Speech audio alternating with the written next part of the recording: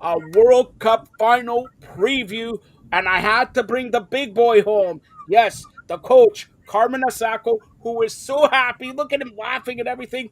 And we got the Hall of Famer, John Freeman Nelson, who's picking me up some good Nino Diversa food. That's why Nino Diversa.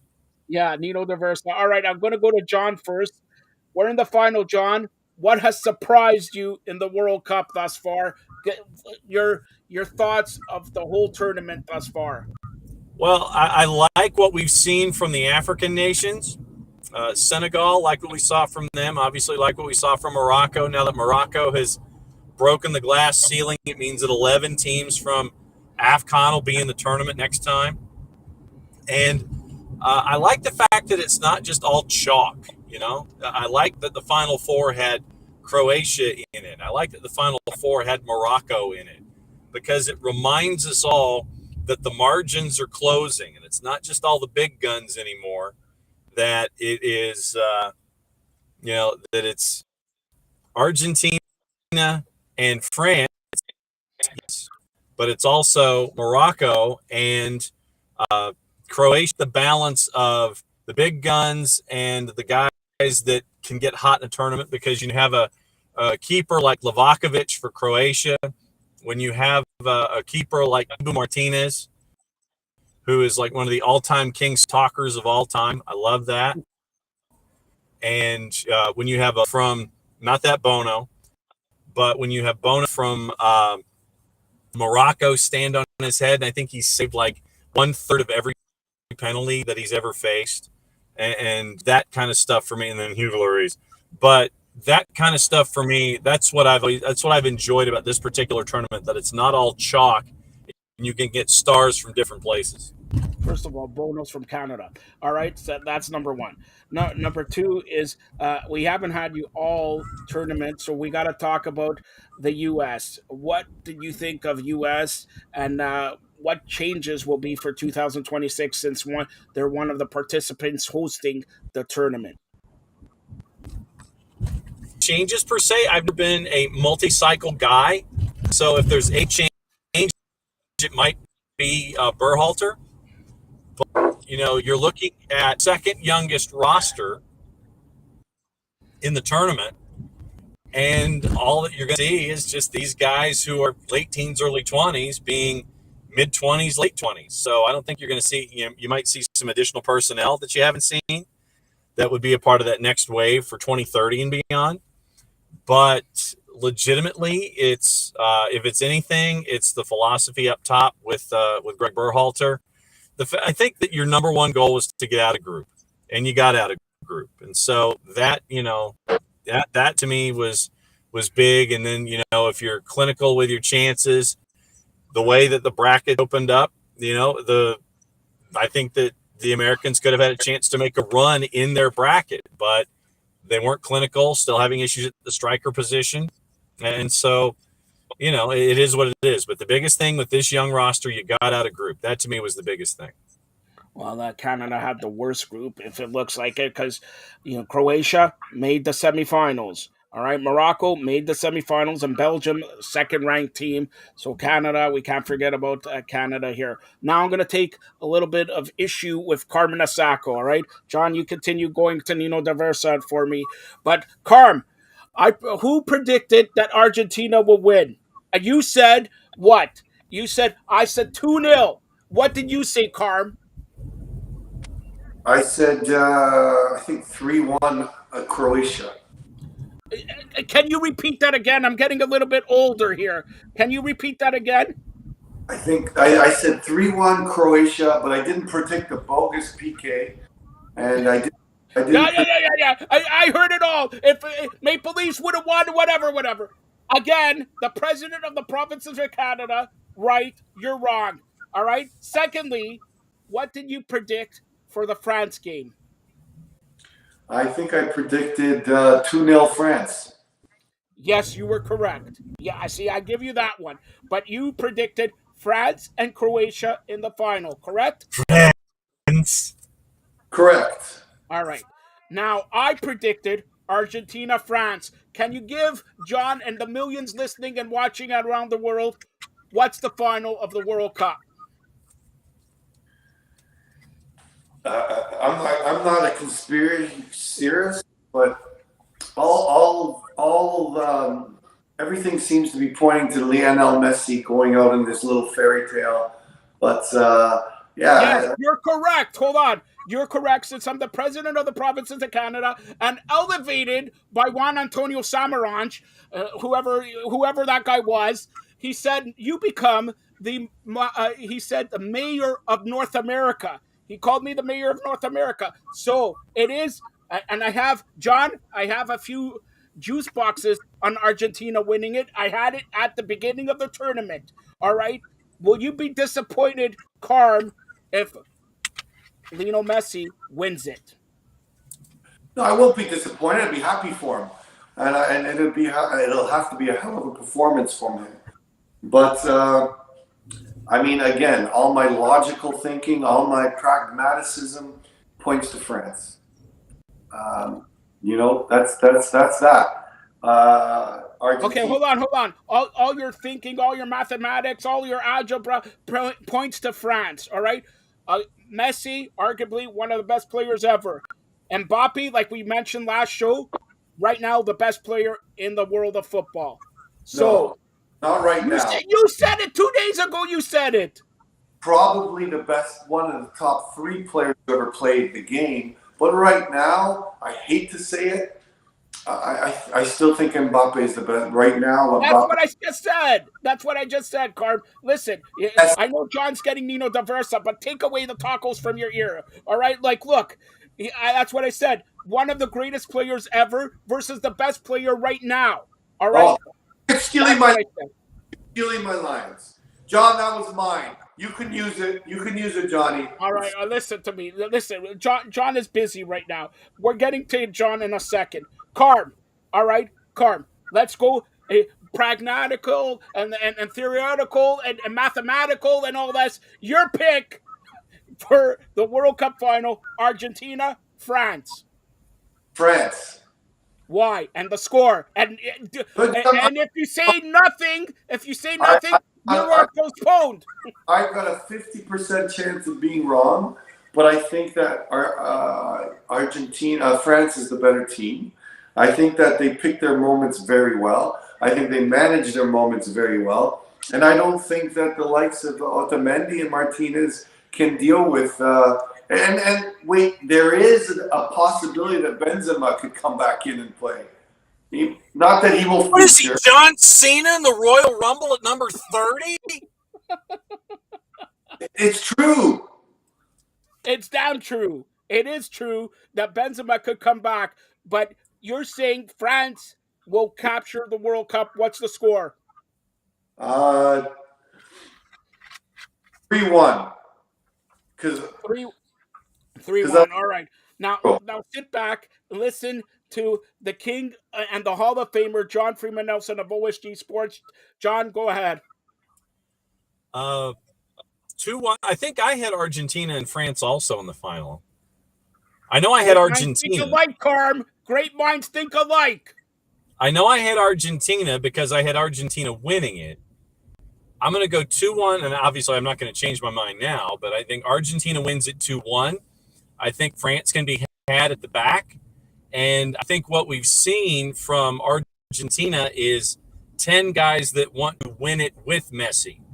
And they, do you want to be known as one of the group that disappointed Lionel Messi in his last World Cup? I don't think so. But when you have you've got Alvarez, you've got Enzo Fernandez, you've got Lionel Messi. I think the firepower is there. I think that France can be exposed defensively at the back, and I'm going to stick with my original pick and go with Argentina winning the World Cup. Nino Diversa or no, Argentina wins the World Cup. I'm sticking with it. Who wins the best player and Golden Boot and everything like that? Is it Messi? Argentina wins. He's right now in the lead. So go ahead. I'll say Messi gets 2 assists. I think Alvarez gets a goal, and I think Enzo Fernandez gets a goal. Okay, I'll go back to you in just a sec, John. Here, Carm. Now we're at the final, and for that matter, let's go to the third place game here. Croatia and Morocco. Who do you got in the third place game? Croatia. And what's the score? 3-2. Okay, John, go ahead. Uh, I'll go Morocco 1-0 because I think that Morocco plays their starters. They want to finish the tournament with the highest possible outcome, and so I'll say that Morocco gets the one goal on the board. I think it goes to the extra 30. So it'll go 120 minutes. I think Morocco gets the Duke. I think they finish third. And somebody who's going to be very, very rich very, very soon is going to be Sofiane Amrabat for what he's been doing in this tournament defensively for the Atlas Lions. So, John, let me ask you this. What can they take from this World Cup to implement it to Canada, America, and Mexico next in 4 years? Well, Mexico, I think, has more problems than Canada or the United States. I mean, first off, they need a manager. Then they're caught in the betweens, kind of like what we've seen with the U.S. women's national team. You have an aging roster, and you're trying to figure out how to replace that group and still keep and bring younger players along. But it seems like El Tri are afraid to bring younger players up, and they want to ride with all of the older talent, and they ain't scoring any goals, and they're losing, and it's pretty bad. And that's the biggest thing for me is I think Mexico has more problems than anything else, and it's philosophical first and foremost. You've got an aging roster. What are you going to do for 2026 when they're even more aging? What are you going to do after that? So I think that Mexico is in worse shape than Canada is, and I think that they're in worse shape than the United States are. So I think Canada and the United States. I think the biggest question is on the bench. The talent pool is there. For Mexico, it's the bench and the talent pool and the birth certificates. That's like check 1, check 2, check 3 for where El Tri are concerned. I think that Canada and the United States, I think that they're in better shape, um, logistically when it comes to the next 4 years. I could see John's almost at Nino Diversa, so I'm gonna go with John, and then we'll let go of John and Karma. I'll ask you a couple final questions. So John here, finally with USA. I don't know if you heard everything that we're gonna have a all women's Canadian soccer league. Has Yep. anybody talked Talked to about that? JJ Adams about it at OSG on Soccer Down Here 2 days ago, actually. Okay, and what was the reaction in the United States about an all Canadian women's soccer league? Bring it. Great, fantastic. But you've got to look at Diana Matheson and Christine Sinclair making the announcement still without having the express written consent of Canada Soccer, and they just kind of put the cart before the horse and made the announcement. Yeah, you've got sponsors, but you don't have the signing of Canada Soccer as a part and parcel and a partner. So I think that that's the first obstacle that you got to figure out. Yeah, it's great that Vancouver is a part of it, and I think they've got 2 franchises online. But the biggest thing is you got to get Canada Soccer in line with it, or it's just going to be sitting there and it's a great idea, but there's no one behind it, and that's the biggest issue for all of it is making sure that you have financial backing, which is great, getting CIBC and another big sponsor, that's big out of the blocks. But at the second time, Canada Soccer has to sign off on it, and they've got to give the good old-fashioned okey doke, and that's something that's got to get worked on. All right, Carm, do you have any questions to ask the Hall of Famer? Where do you learn how to drive? Get his license. High school. Making me dizzy. All right. That's the beauty of it. So, John, tell everybody how they could get a hold of you. We'll get you back on Monday to talk about the final, but go ahead. Thanks a lot for this.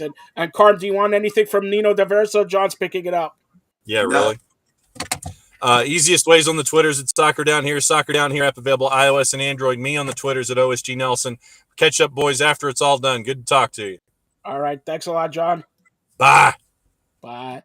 All right. That's John Freeman Nelson, the Hall of Famer, OSG Sports. Now we're going to finalize here, Carm, we talked about the ladies soccer, the ladies league, and all that.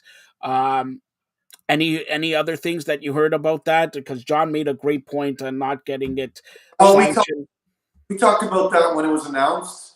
We talked about the kind of premature announcement without consent of CSA, but I think this was a a strategic maneuver by Christine and by Diana, like because of all the media they got and all the positive media they got.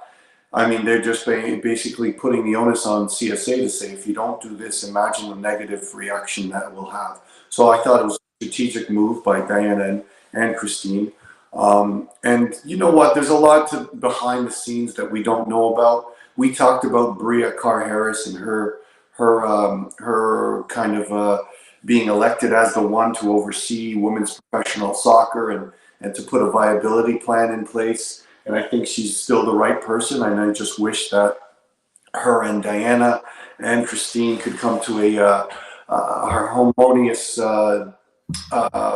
kind of working together mentality where this can be successful on all angles and we can get all the political rubbish away. Because I do think that Diana and Christine and Bree and the CSA and CSB will be great partners in developing this. I just hope that politics and rubbish stay out of this whole equation. All right, and just a side note, we mentioned the Women's World Cup happening in 2023 in June, July. Um, Take us through we always look Canada, America, and all that, but arguably, is there anybody else that can compete with Canada and America solidly? Like, in the men's side, we have 5, 6, 10 countries that arguably you can mention: Italy, France, Argentina, Brazil, Netherlands, and all that. How many can you say in the Women's World Cup? Oh, absolutely. I mean, if you look at what's happening at the youth levels, the Spanish are dominating the women's side at the youth levels. The Asians, the Japanese are still very strong. I mean, it was Japan and Spain in the final for, I believe, the U17s or the U20s. Sorry, but but the English winning the Euros Cup, they're going to be a dominant force. But I still think that all the experience, all the professional atmospheres, all the professionalism that our Canadian players and the American players are in today will still put them over the hump. But I think that there's going to be some crazy culture shift in the English game, and I think that will translate into the World Cup.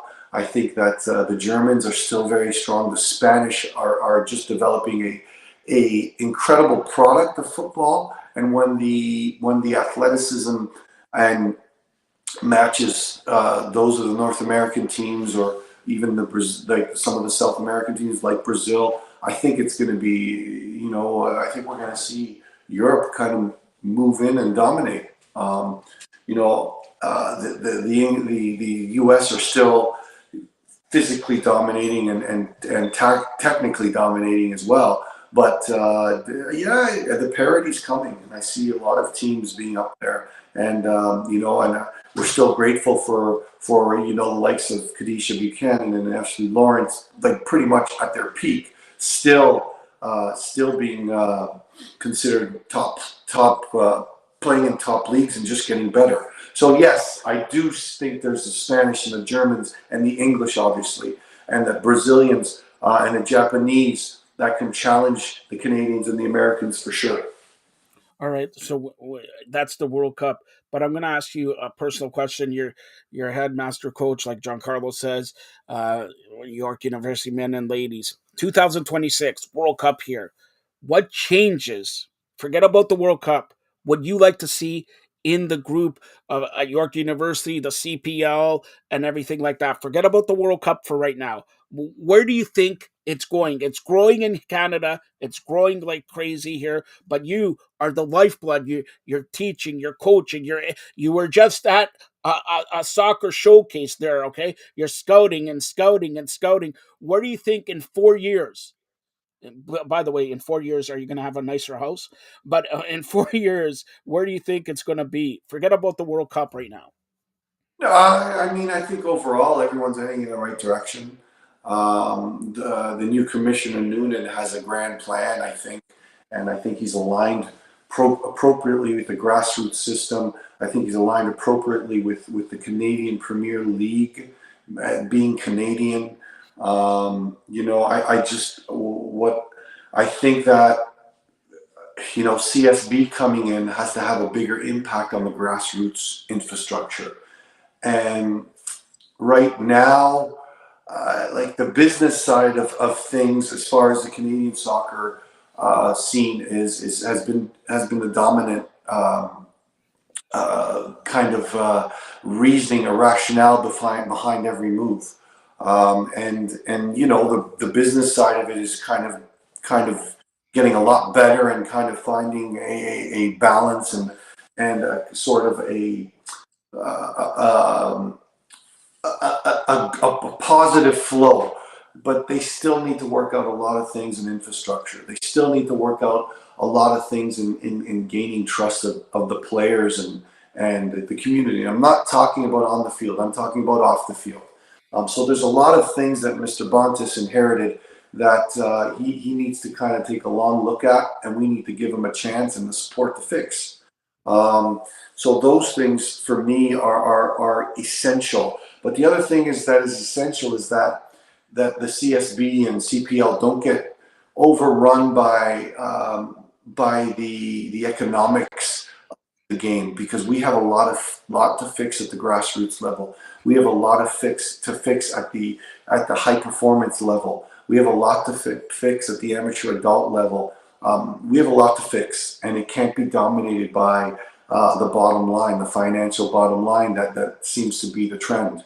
So we'll see how this works out, because in my estimation, and the way this game used to be played and how our national team got built from Ontario Youth Soccer League and other basically leagues that weren't dominated by the economic inequalities, right? We're again, I've mentioned many times that there's so many socioeconomic reasons that kids from the Jane and Finch corridor, or kids from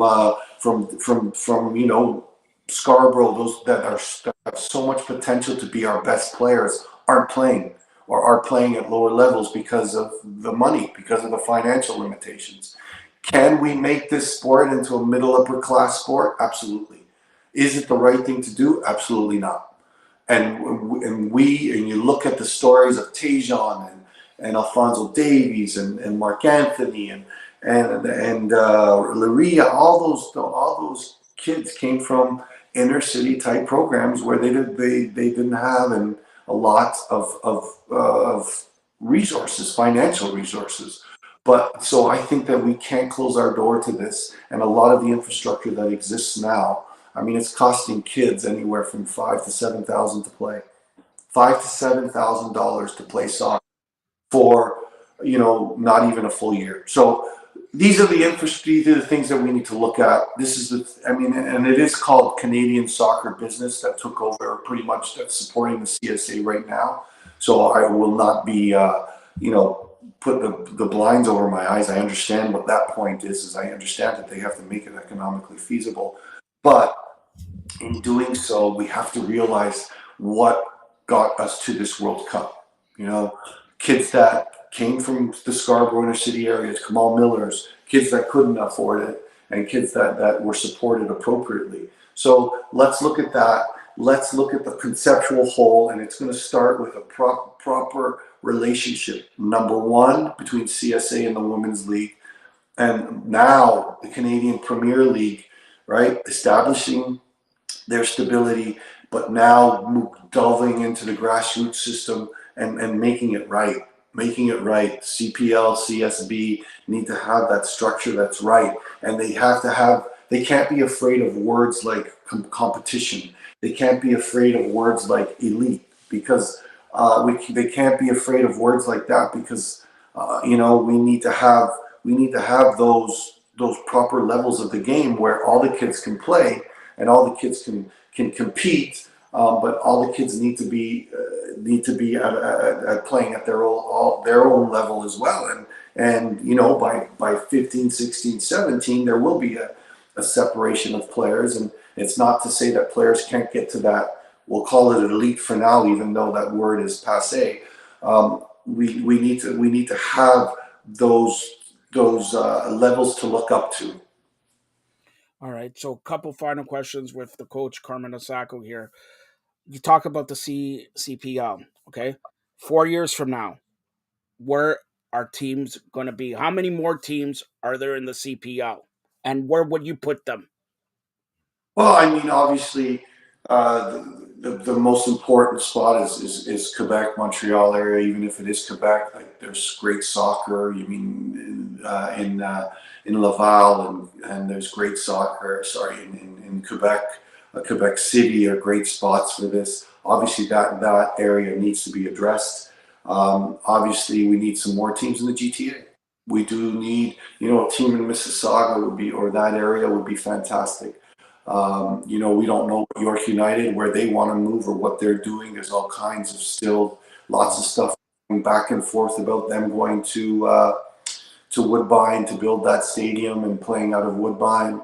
Could Toronto hold two teams with Toronto? Absolutely. Are there areas in the east? Are there areas in Kingston? We know that Windsor got granted you know, the old Commissioner Callahan has been granted the rights to the Windsor project, which has a lot of great people in that area. So there's a lot of soccer communities. You know, even further east, like Peterborough came into League One with some incredible owners, and you know, Julian de Guzman has that professional mentality and that professional growth, and you know, he's had the courage to put his money where his mouth is, and is investing in that League One organization, and hopefully he can grow it.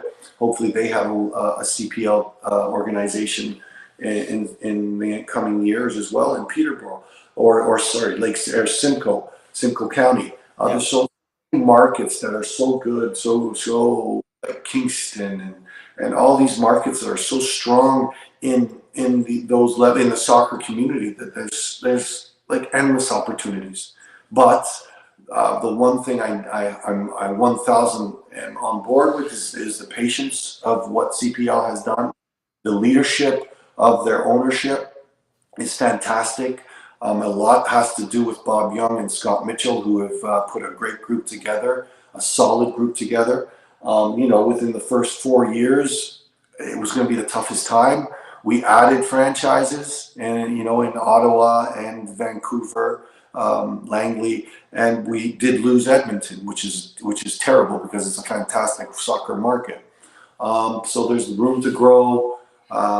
You know, there's room to build, but I think that there needs to be patience, and there needs to be strategic planning, and there needs to be kind of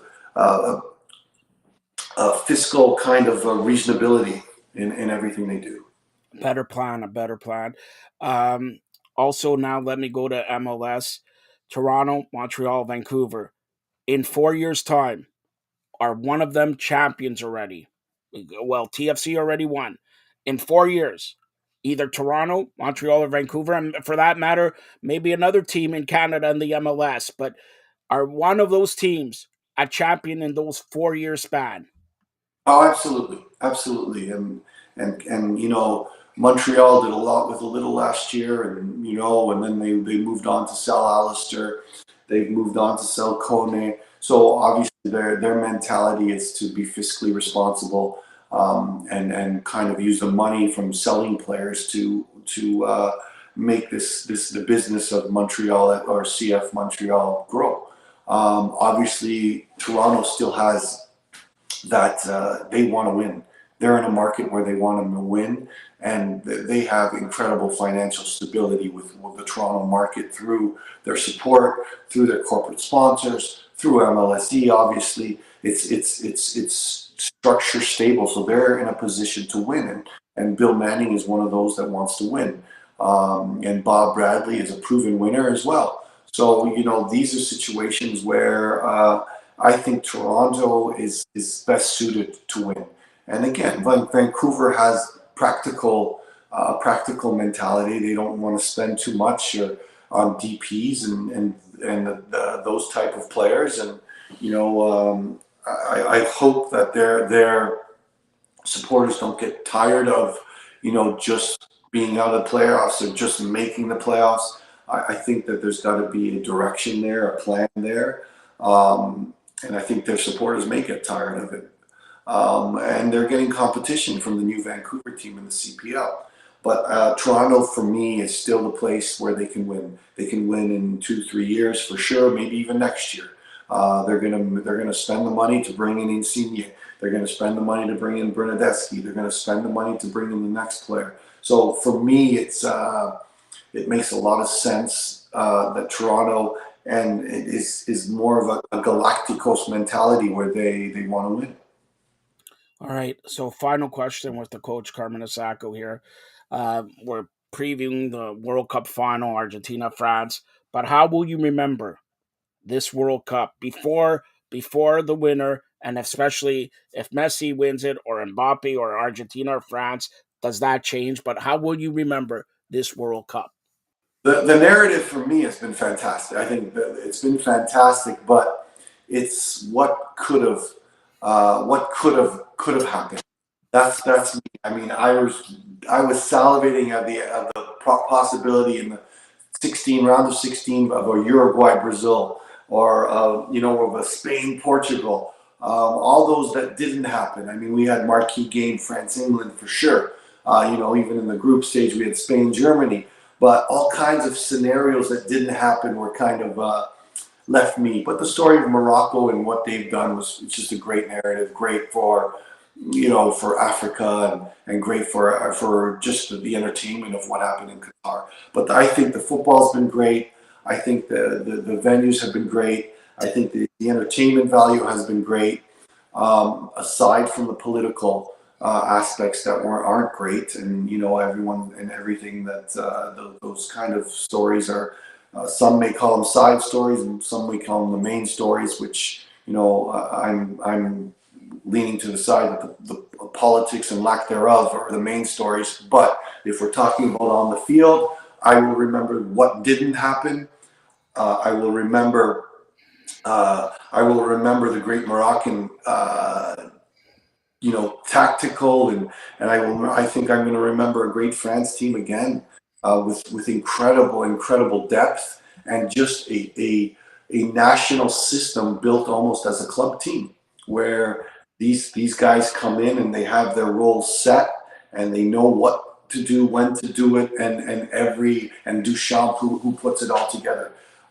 If Messi wins, it's all going to be about Messi, and I think John was spot on when he said every player on that team is playing for Messi, Yeah. and it will be reminiscent of the God bless his soul, the Maradona days and what Argentina and meant to Maradona and what Maradona meant to Argentina. That's what I'm reminiscing about. So those are the things that will be stuck in my mind. First of all, And Canada, sorry. that's what I want to say. I can't believe you did Uh, not mention, oh, Canada playing at the World Cup for the first time. You were crying. I know you were crying like a baby the first. He cries when he loses 649. All right. So, look, Canada looking, and honestly, I think we're all Canadians here. I know Spanish, Italian, all the, past and all that, but watching the Canadian national anthem in the grandest stage, if that doesn't touch you, I don't know what will. Go ahead. Yeah, I mean, that for me was by far the memory that I'm going to keep. And watching the kids that I've been lucky to be a part of some of their lives, just you know, and play with so much pride and play with so much passion. I think that's something that will resonate as well, and grow as time goes by. And when some of those guys come over for a beer or coffee, or when we have our get-togethers with our group, it's going to be something that you're going to feel that specialness that comes from them, but it's also special for us, for all those guys in the trenches that were involved. You know what's special? And I'm going to say this one time, sit back, because I know you never take credit. this is the one of the best coaches in Canadian. Forget about sports. Forget about soccer. In sports in Canada. Stop, Carmen. I'm going to say this enough. I hear it enough from you and all that. One of the best coaches in Canada for sports, be it soccer, be it anything. Yeah, every day, each and every day throughout the World Cup, we've done updates here. Never once, he says, never once, he said, Joe, I don't have time.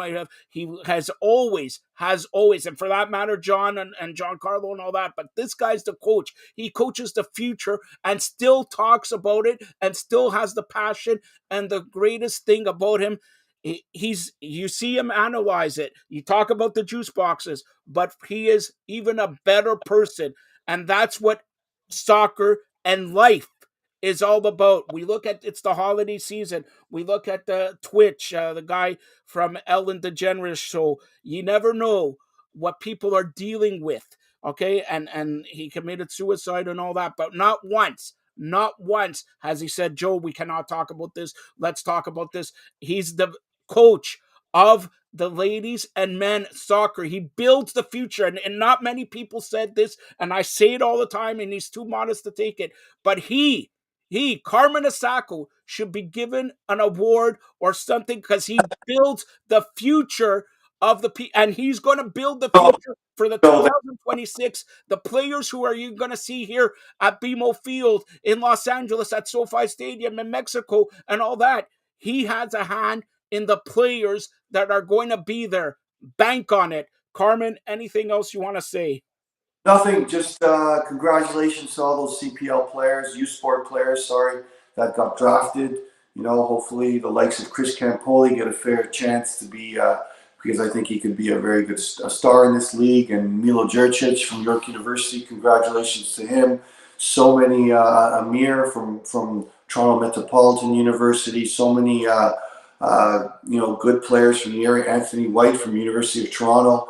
You know, it's make sure you prepare well and you do us proud because there's a lot of U Sport players that have done well in the CPL and and you're representing not only yourselves but you're representing a whole U Sport institution that prides itself on the work they do, and there's a lot of great coaches there that don't even get half the credit, Joe, that they, even I do. So I appreciate your praise, but it's undeserved. And there's No, a it's lot of very deserved. Look, I guys. know you're very modest. Hold on, Carm. We have. I don't want to ask this question. It's from your buddy. A great way to close it out. It's from your buddy. Marty Roberts, who's going to follow here. He wants to know, and this is actually a very good question, but I know your answer already. But I'm still going to ask it. If Messi wins, is he better than Maradona? He won the title. He has scoring. He has. Is he goes down the record books as better than Maradona? Go ahead. No, he's in the same. If you ask Messi, would you be in the same company as Maradona? I think that would be the best answer. Better than matter. He would be godlike in Argentina. He already is godlike in Argentina. And you know what the best thing about Messi is he showed a side that was very composed but very passionate, and Maradona was all about that. And Messi has shown a side of passion, a side where he supported Riquelme against Van Gaal in his celebrations. That side of Messi was never something that he saw, but he's not afraid to put it out there. Now he's putting it out there, and if you ask Messi who the best player in the world was, or who the best player ever was, he himself would say Maradona. But being in the same light as a Maradona, it would be just something to pride yourself in. All right, and that's Carmen Osako. Thank you to the Hall of Famer, OSG Sports owned John Freeman Nelson and Giancarlo Lino. Hopefully, we'll be back Sunday or Monday to discuss the World Cup final. But again, I want to personally thank Carmen Osako each and every day. He came on here and we sent up the times and all that. He never says no. This guy he's so modest, one of the best people in the world, in soccer, in the sports media. And we're going to ask you one other thing. You're getting famous here. with your juice boxes. All right. You like the Miami Dolphins. All right. Shame on you. You like the Miami Dolphins. This Saturday at 8:15 p.m., they play the Buffalo Bills in Orchard Park, New York, Highmark Stadium. It's a blizzard. It's going to be a blizzard in Buffalo. I like Buffalo. Do you want to make some bet here? I pick Buffalo. You pick Miami. You want to make a bet? Absolutely. I used to play What should we bet? What should we I bet? played Buffalo Blizzard, by the way. Uh, sorry. I'm not touching that. I know. Listen. Marty Roberts told me you're a wine connoisseur. Is that No, true? no, I wish I was, but I'm not. My palate is a Guinness, and that's it. No, So you're Italian. You're a wine connoisseur. Come on. A Guinness. Come on. You're Italian. All right. Listen. Here it is. Here's the bet. I say Buffalo wins. You go with I, Miami. If I I win, I get 2 of your checks. 2 of them. okay. If you win, I'll go cut your hair. Look at my hair. See, nice. I'll go cut your hair for a month for free. Sounds good. All right. So, by the way, show me your check after the show. All right. That's Carmen Asako. Don't need to get him on social media. But again, Carmen, you say France, right? I say France. I mean, again, the story of Messi and the Cinderella, I would love to see, but I see. Argentina va ganar 2-0. 2-0. Argentina. Okay. Say I'll say, something. That's right. Say something in Spanish. Come on. oh, I can't because it'll be cut from the show because I All don't. right. For Carmen Asako and John Nelson, you've been watching the Soccer Show. Stay tuned for more great programming.